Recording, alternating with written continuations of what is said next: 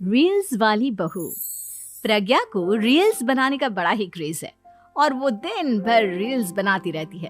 खाते पीते घूमते फिरते घर में कॉलेज में रील्स बनाने के कारण प्रज्ञा पूरे कॉलेज में हाईलाइटेड है। जहां उसकी रील्स सभी को पसंद आते हैं, वहीं मनीषा चिंता में डूबी रहती है। एक रोज जब खाते हुए प्रज्ञा रील्स बना रही होती है, तब मनीषा कहती है, 1 मिनट भी चैन नहीं है इस लड़की को। ये नहीं कि खाना तो आराम से खा ले, लेकिन नहीं, अरे थोड़ी देर रील्स नहीं बनाओगी तो आसमान नहीं टूट पड़ेगा। अरे मम्मी, इसी को तो कहते हैं डिटर्मिनेशन। तुम नहीं समझोगी ये सब।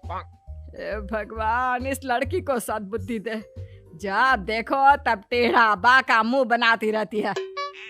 मनीषा की बात का प्रज्ञा पर जरा भी असर नहीं होता और वो खाते खाते रील्स बनाती रहती है। दिन बीतने लगते हैं और देखते देखते प्रज्ञा का कॉलेज भी खत्म हो जाता है। आए दिन कोई ना कोई मनीषा को प्रज्ञा की शादी करवाने का सुझाव दे जाता है। सब ठीक ही कहते हैं, प्रज्ञा की शादी कर देनी चाहिए। अपने घर के काम काज में व्यस्त हो जाएगी तो खुद ही ये रील्स और नाच गाना बंद हो जाएगा।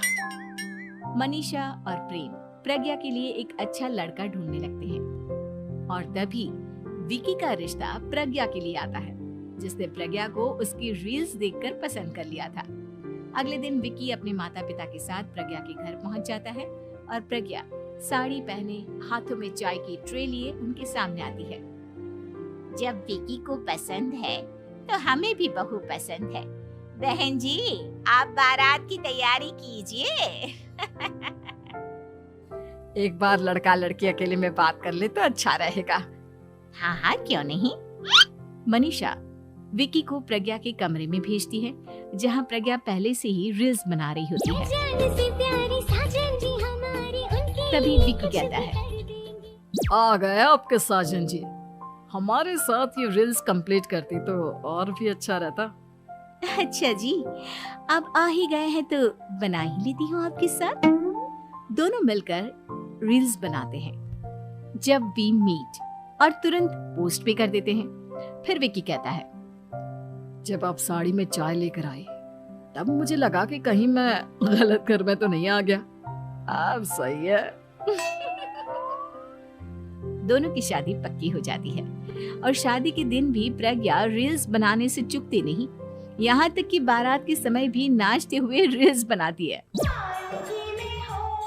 सभी लोग प्रज्ञा की तारीफ के पुल बांध देते हैं और प्रज्ञा नाचती गाती अपने ससुराल चली जाती है। सब कुछ अच्छा चल रहा होता है। प्रज्ञा यहाँ भी दिन भर हर चीज की रील्स बनाती रहती है। लेकिन कुछ दिनों के बाद जब सुनीता कहती है, बहू, ये रील्स के साथ साथ कुछ काम भी कर लिया करो। वैसे तुझे और क्या क्या बनाना आता है? मम्मी जी, वैसे तो सब कहते हैं कि मैं सब कुछ अच्छा बनाती हूँ, लेकिन मुझे लगता है कि मैं मैगी अच्छा बना लेती हूँ। हाँ, कॉफी भी अच्छा बना लेती हूँ और मुंह तो सबसे अच्छा बना लेती हूँ। हैं? अच्छा अच्छा। सुनीता अपना माथा पकड़ लेती है और कहती है, बहू, कुछ खाना बनाना भी सीख लेती। मम्मी जी, मैं लंबी प्लानिंग कर रही हूँ। जल्दी ही मैं इतनी फेमस हो जाऊंगी कि मुझे पैसे मिलने लगेंगे। हम दोनों सास बहू राज करेंगे, राज। नौकर काम करेंगी और लोगों की तो लाइन लगेगी हमसे मिलने के लिए। तेरा दिमाग खराब हो गया है क्या बहू? हंसी मजाक तक ठीक है, लेकिन इस तरह घर नहीं चलते। जितना जल्दी हो इस घर के तौर तरीकों को सीख लो। प्रज्ञा मुंह घुमाकर चली जाती है और तुरंत उसी वक्त एक रील बनाती है। ये देख सुनीता का गुस्सा 7वें आसमान पर चला जाता है और विकी के घर आते ही सुनीता उसे सब कुछ बताती है। विकी भी अब प्रज्ञा की इन हरकतों से परेशान हो जाता है। तुम टेंशन मत लो मम्मा, मैं देख लूंगा। विकी कमरे में जाता है तो देखता है कि प्रज्ञा रील्स बना रही है। विकी बड़े ही प्यार से प्रज्ञा से कहता है, प्रज्ञा, इन सब के लिए मैं तुम्हें मना नहीं कर रहा हूँ, लेकिन फिर भी हर वक्त तो ये अच्छा नहीं लगता ना। समझने की कोशिश करो, मुझे भी तुम्हारा थोड़ा वक्त चाहिए। मैं जब ऑफिस से आता हूँ तो मुझे समय देने की जगह इसी में लगी रहती है। तुम ज्यादा ही सोच रहे हो। तुम भी मेरे साथ रील्स बनाओ ना, तुम्हें भी बहुत अच्छा लगेगा। तुम्हें इज्जत से कोई बात समझ में नहीं आती क्या? दिमाग खराब हो गया है तुम्हारा इस चकाचौंध से। अगर तुमने अपना रवैया नहीं बदला तो मैं तुमसे दूर चला जाऊंगा। तुम ही रिश्ता लेकर आए थे, मुझे लड़कों की कमी नहीं थी और ना आज है। विकी दरवाजा पटक कर चला जाता है। धीरे धीरे विकी प्रज्ञा से दूर होता जाता है। एक रोज मनीषा प्रज्ञा के ससुराल उससे मिलने जाती है।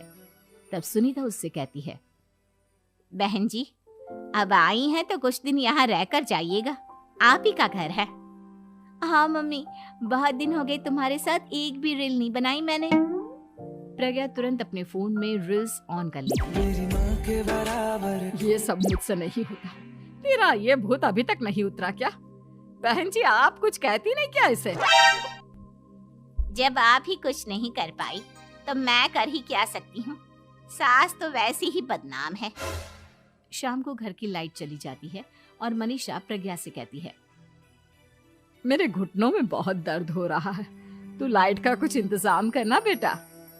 अच्छा, कैंडल जला देती हूँ मम्मा। प्रज्ञा गाते हुए कैंडल जलाती है और खिड़की के पर्दे के पास रख देती है। मनीषा, जिसे बहुत दर्द हो रहा है, वो सो जाती है और प्रज्ञा हमेशा की तरह अपने रील्स में लग जाती है। उधर कैंडल की वजह से पर्दा आग पकड़ लेता है और मनीषा के कमरे में आग लग जाती है। बचाओ, कोई है, बचाओ।